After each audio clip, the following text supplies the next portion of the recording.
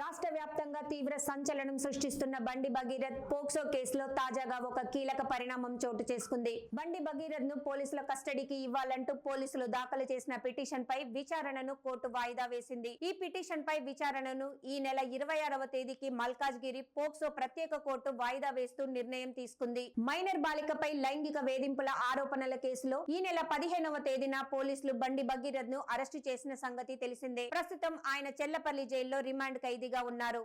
అయితే ఈ కేసులో మరిన్ని కీలక ఆధారాలు సేకరించాల్సి ఉందని, అందుకోసం బండి భగీరథ్ ను తమ కస్టడీకి అప్పగించాలని కుకట్పల్లి డీసీపీ నేతృత్వంలోని సిట్ అధికారులు కోర్టును కోరారు. దీనిపై ఇరుపక్షాల వాదనలు వినాల్సి ఉన్నందున న్యాయస్థానం విచారణను మే 26కు వాయిదా వేసింది. మరోవైపు ఈ కేసు దర్యాప్తును సిట్ అధికారులు మరింత ముమ్మరం చేశారు. ఇప్పటికే బాధితురాలితో పాటు ఆమె తల్లి మెజిస్ట్రేట్ ఎదుట హాజరై తమ వాంగ్మూలాన్ని రికార్డ్ చేశారు. అలాగే నిందితుడి స్నేహితులను కూడా పోలీసులు విచారించి కీలక వివరాలను రాబట్టారు. కాగా బండి భగీరథ్ తరపు న్యాయవాదులు గతంలో దాఖలు చేసిన ముందస్తు బెయిల్ పిటిషన్ పై హైకోర్టు నుంచి వెనక్కి తీసుకున్నారు. అలాగే నిందితుడి స్నేహితులను కూడా పోలీసులు విచారించి కీలక వివరాలు రాబట్టారు. కాగా బండి భగీరథ్ తరపు న్యాయవాదులు గతంలో దాఖలు చేసిన ముందస్తు బెయిల్ పిటిషన్ పై హైకోర్టు నుంచి వెనక్కి తీసుకున్నారు. అలాగే నిందితుడి స్నేహితులను కూడా పోలీసులు విచారించి కీలక వివరాలు రాబట్టారు.